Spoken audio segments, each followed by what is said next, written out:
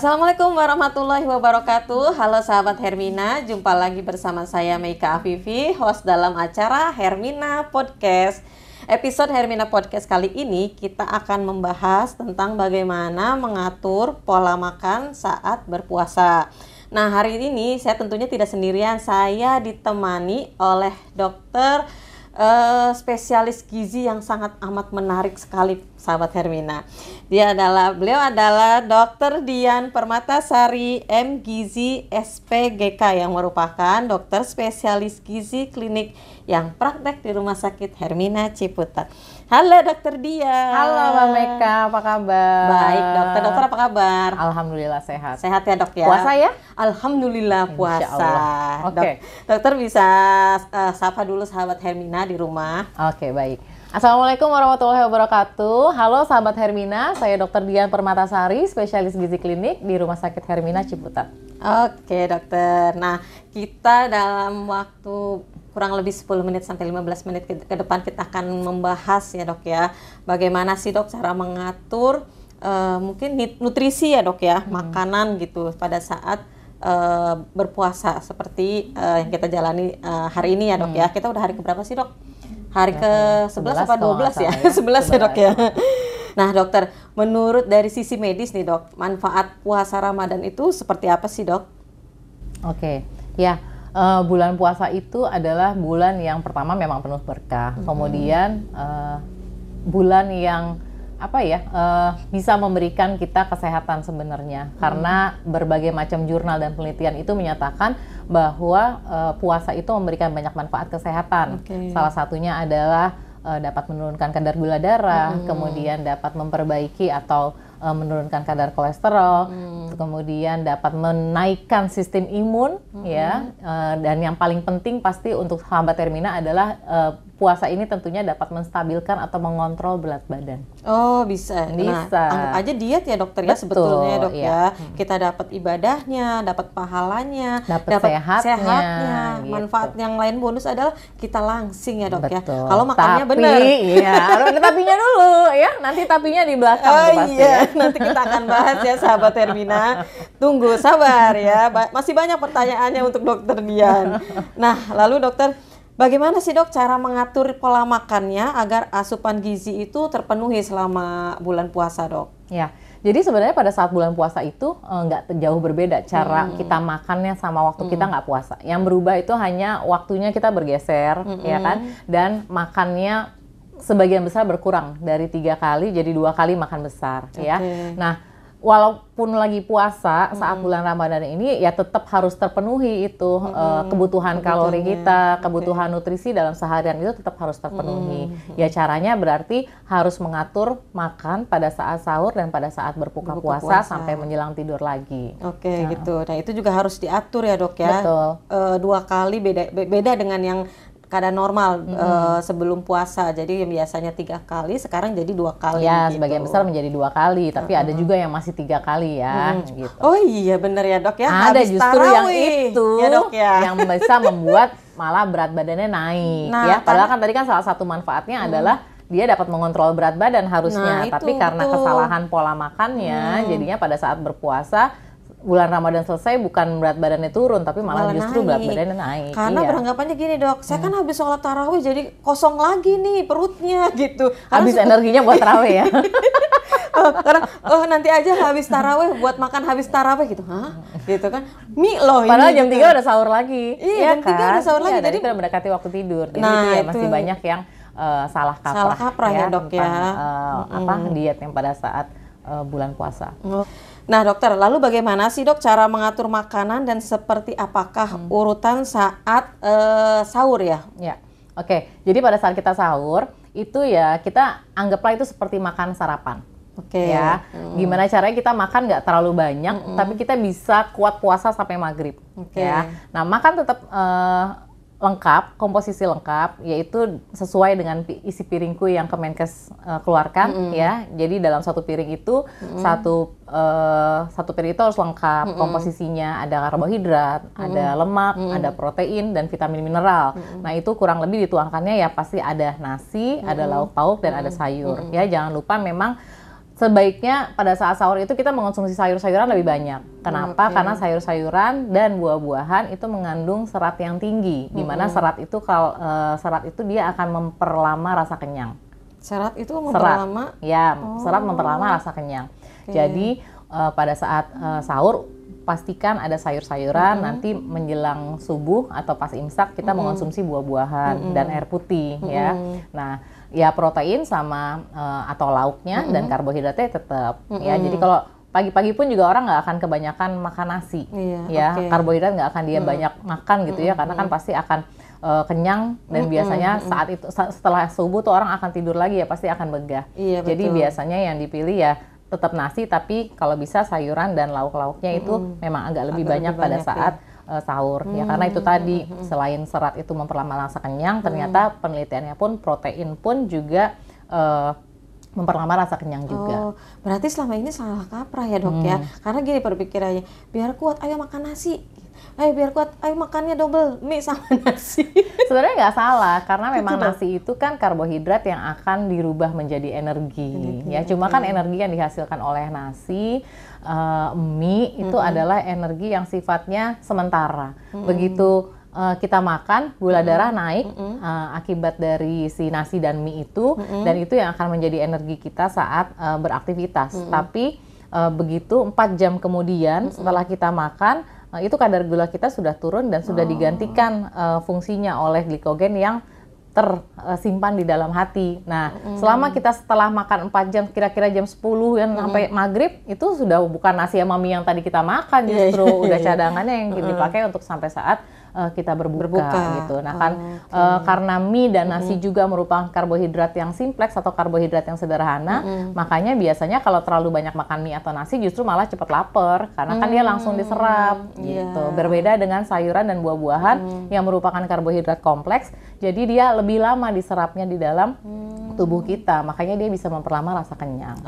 Gitu. Jadi saya tambah pengalaman ini dok. Jadi memang pemilihan karbohidratnya yang harus kita pilih pada saat sahur gitu. Pemilihan makanan itu yang paling penting ya dok. Betul. Ya. Jadi persepsi bahwa banyakin karbohidrat itu ya sebenarnya karbohidrat boleh ya dok ya. Boleh, tapi karbohidratnya yang sayur, buah-buahan gitu ya. Jadi yang malah justru yang yang bikin lama kenyang ya dok ya. Betul. Oke, jadi saya nambah ilmu nih sahabat Hermina. Nah dokter, pada saat buka puasa nih dok, sebaiknya makan apa sih dok yang bagus untuk dikonsumsi itu? Nah pada saat berbuka justru kebalikannya daripada saat sahur ya sahabat Hermina. Jadi pada saat berbuka puasa memang anjurannya adalah berbuka dengan yang manis. Oh iya, kayak iklan tit gitu ya dok ya. Berbuka dengan yang manis. Dengan yang manis, kita aja lah dok. Nah ditambah kita. Berbuka dengan yang manis. Jadi memang kebalikannya jadi saat sahur, karena kenapa kita harus berbuka dengan yang manis? Itu fungsinya untuk menggantikan kadar gula kita yang memang sudah turun selama kita berpuasa 12 jam itu. Kita pilihnya ya pasti teh manis, minuman manis, kemudian es buah ya, kemudian kolak. Nah, kenapa? Ya itu karena dia gampang diserap ya. Jadi membuat gula kita yang langsung naik gitu. Jadi mendapatkan energi kembali untuk menggantikan energi yang hilang pada saat kita berpuasa. Jadi memang harus mengonsumsi makanan atau minuman yang manis. Tapi ada tapinya. Tunggu dulu belum selesai ini.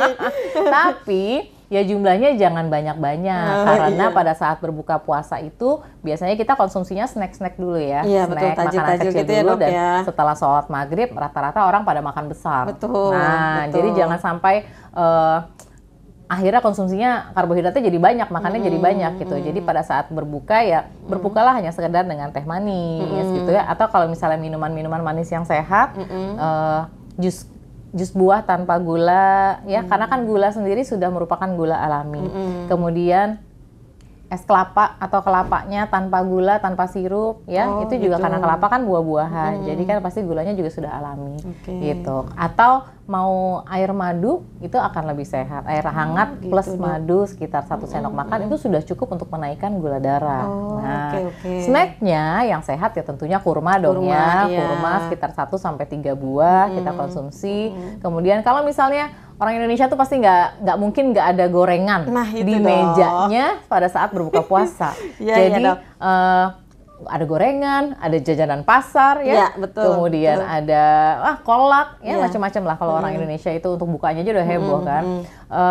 Salah satu yang dipilih, mau kue kah, Oke. atau mau gorengan kah? Ya, gorengan pun hanya satu maksimal dua. Kenapa lo senyum-senyum? Pasti lo banyak Merasa. konsumsi ya. Merasa, Dok. ada ya salah satu dari kue atau gorengan atau kolak. Kolak pun juga dalam mangkok yang kecil lah, ibaratnya di mangkok kuahnya bakso itu. Ya, Iya, jangan iya, mangkok iya. satu mie ayam gitu kan, enggak. Jadi itu yang salah satu dipilih karena setelah sholat maghrib pasti akan makan malam lagi Iya, gitu. gitu. Nah, kalau misalnya pas lagi buka puasa sudah mengonsumsi makanan snack tadi, berarti pada saat makan malam mungkin nasinya bisa dikurangin lagi. Ya oke. iya dong, karena kan tadi Iya, sebelumnya iya. udah dia konsumsi juga karbohidrat gitu. oke. Jadi perbanyak lagi lauk dan sayur pada saat makan malam setelah berbuka gitu. Ujian sahabat Hermina sebetulnya ya. Karena Ya apa? setelah tarawih belum? Setelah tarawih masih lapar juga. Nah itu Dok. Nah, Kan, aduh. es yang tadi buka belum dimakan, belum sempet ya, dimakan juga. Nah itu harusnya setelah tarawih ya, kalau misalnya lapar ya kita tambahin lagi buah, atau masih lapar juga ya mungkin gadoin lauk sama sayurnya masih oke, tapi tanpa nasi. Tanpa nasi ya Dok. Nah kebanyakan masyarakat umum, jangan masyarakatnya, balik lagi deh ke saya aja. Ada minuman manis ya Dok ya, lalu ada gorengan, lalu ada kue-kue cemilan yang lain gitu. Jadi begitu azan maghrib, minum yang manis, Semua diambil. gorengan diambil semua gitu Dok. Ya Gitu, makanya tadi Dok. saya kasih tipsnya salah satu di antara itu, karena kalau Salah nggak satu sama ya, sekali Dok. kan ya nggak mungkin Nggak juga ya. mungkin, iya. Kita juga kan maksudnya pengen yang makan yang manis. Kayaknya berasa kalau kita makan atau minuman yang manis tuh jadi kayak tenaga sendiri Ya gitu betul, ya Dok karena ya. kan memang tadi gula memang untuk energi kita kan. Gitu ya Dok ya. Lalu Dok, boleh nggak sih Dok sebenarnya pada saat berbuka puasa tuh kita makan yang pedas-pedas gitu? Misalnya kan biasa suka ada sambelnya di gorengan gitu, atau misalnya kita menunya apa dia ternyata pedas banget gitu. Oh ya, nah kalau itu balik lagi ke kita masing-masing ya. Mungkin kalau yang sehat, masih muda, nggak punya keluhan dengan saluran pencernaan misalnya, nggak punya sakit mah, kemudian perutnya juga nggak sensitif, ya sebenarnya sih nggak masalah gitu Nggak ya. masalah Tapi ya, ya itu tadi mungkin jumlahnya memang nggak boleh terlalu banyak dulu gitu ya, karena kan kita baru benar-benar makan setelah 12-14 jam berpuasa gitu. Tapi kalau yang punya memang riwayat mah yang sudah kronik, kemudian perutnya sangat sensitif gitu, atau ada gangguan saluran pencernaan yang lain, ya tentunya itu harus dihindari gitu ya. Kita makannya yang lunak-lunak dulu, mungkin juga jangan yang terlalu berbumbu gitu ya. Jadi pelan-pelan. Mungkin balik lagi sih ke diri kita sendiri ya Dok Betul, ya. Kita balik ada ke kondisi masing-masing. ada riwayat sakit mah kah atau apa gitu ya Dok. Kalau memang punya riwayat sakit mah, kayak misalnya saya nih punya sakit mah nih, nggak kerasa kan, tahu-taunya malam kok melilit gitu perutnya. Tadi makan apa? Oh iya, makan terlalu Harusnya pedas. justru pada penderita mah itu pada saat berpuasa Ramadan itu malah Mungkin aman. sembuh ya Dok ya? Sembuh ya, harusnya malah sembuh. Jadi memang pas cara untuk mengatur makan pada saat buka puasanya itu mungkin salah. Iya ya. Jadi balik lagi sebenarnya ya sih. Betul, balik ke diri masing-masing Ke kalau diri itu. masing-masing ya Dok ya. Nah dokter, ini kan tadi pertanyaan seperti pertanyaan yang sebelumnya nih Dok. Nah pada saat sahur nih Dok, makanan apa saja sih Dok yang harus diperhatikan? Yang tadi kan dokter udah membahas ya Dok ya. Oke. Yang harus diperhatikan tentunya ya dari jumlahnya jangan terlalu banyak ya, secukupnya pada saat sahur. Ya ibaratnya itu saat kita bersarapan ya. Atau pada saat kita bersarapan pun energi kita juga ada kan sampai kita makan siang gitu. Jadi terus kemudian sahur biasanya orang lebih cenderung memilih makanan-makanan yang tidak terlalu berbumbu tajam ya. Contohnya ya jarang kali orang sahur makan pakai santan, pakai makanan pedas gitu ya. Biasanya memilihnya kalau nggak sop-sopan yang berkuah-kuah ya, terus yang gampang dicerna, yang bisa cepet kita makan karena pasti udah ngantuk lah segala macam gitu ya. Jadi lebih memilih makanan-makanan yang bumbunya tidak terlalu tajam, kemudian nggak terlalu banyak goreng-gorengan ya, karena gorengan itu kalau minyak lama di dalam lambung dia memang dicernanya juga lebih lama, jadi biasanya suka begah ya, suka enek gitu ya, kebanyakan minyak. Kemudian makanan yang bersantan ya itu kan juga termasuk makanan-makanan yang berlemak tinggi, itu juga lama di lambung diserapnya, yang akan juga dapat menimbulkan rasa begah atau nggak enak juga. Kemudian makanan pedas, makanan asam, terutama pada orang-orang yang menderita mah ya. Nah jangan lupa juga pada saat berpuasa kita harus memperhitungkan atau tentang cairan. Cairan Ya, juga, cairan Dok, kan ya. juga harus cukup ya pada saat berpuasa, nggak hanya makannya aja. Jadi pada saat sahur usahakan 2 sampai 3 gelas air putih, kemudian pada saat berbuka 2 sampai 3 gelas air putih, dan sebelum tidurnya sekitar 2 gelas air putih. Jadi 8 gelas tetap harus terpenuhi pada saat berpuasa. Oh ya, satu lagi, pada saat sahur mungkin minuman-minuman yang berkafein. Jangan, Dok. Kalau bisa dihindari, karena minuman berkafein itu dia akan menyebabkan efek diuretik. Diuretik itu berarti dia akan buang air buang air kecilnya lebih sering ya. Takutnya terlalu banyak pipis, terus jadinya dehidrasi, ya, Dok, ya. jadi malah haus gitu. Oke. Pernah sih di hari pertama puasa, Dok, sahurnya mau coba minum kopi. Ngantuk sebenarnya, Dok. Cuman minum bener sih, Dok, jadi pipis terus gitu jadinya, Dok, ya. Oh, gitu. Jadi banyak hal ya sebetulnya sahabat Hermina yang harus diperhatikan pada saat makan sahur ya, Dok, ya. Nah, dokter, saya jadi keinget nih, Dok. Kalau yang penderita misalnya diabetes gitu ya, Dok, ya. Itu gimana sih, Dok? Kalau pada saat puasa begini kan dia kan diatur gitu makannya, Dok, ya. Nah, pada saat puasa seperti apa sih, Dok? Ya. Jadi pada penderita diabetes itu yang utama sebelum puasa Ramadan itu ya harus konsultasi dulu sama dokter penyakit dalam, bisa berpuasa atau enggak, karena kan itu harus tergantung dari kadar gula darahnya ya. Kalau yang pasien-pasien diabetes tapi dia gula darahnya belum stabil, sebenarnya tidak dianjurkan untuk berpuasa. Ya, gitu, karena kan orang diabetes ya cenderung gulanya naik turun kalau belum stabil ya. Kalau yang sudah stabil sih seharusnya nggak apa-apa, dia aman berpuasa. Tapi yang harus diperhatikan, puasanya nggak boleh dipaksa, harus sekuatnya, karena pada pasien diabetes itu dia akan rentan terjadi hipoglikemia atau gula darahnya bisa turun drastis. Nah, jadi memang harus sekuatnya. Jadi jam berapapun misalnya pasien diabetes tersebut dia puasa, misalnya jam 3, jam 4 sore dia udah kelayangan, keringat dingin, gemeteran, ya itu kan tanda-tanda dari hipoglikemia ya. Nah, itu mau nggak mau dia harus berbuka puasa. Harus berbuka puasa. Jangan nungguin sampai aduh nanggung bentar lagi maghrib dikuat-kuatin, yang ada dia bukanya di UGD. Astagfirullah. Iya, saking nggak ya, sadarnya. Nah, itu yang harus diperhatikan pada penderita diabetes. Nah, kalau pola makannya ya sebenarnya ya sama seperti kalau dia nggak berpuasa ya sama seperti biasanya, kurang lebih sama lah seperti yang telah disebutkan tadi. Tapi memang untuk konsumsi makanan-makanan manis pada penderita diabetes pada saat berpuasa ya tetap harus dibatasi. Boleh hanya untuk saat dia berbuka puasanya aja ya, karena untuk mengembalikan gula darah tadi. Tapi setelah itu ya tetap harus diatur seperti sebelumnya.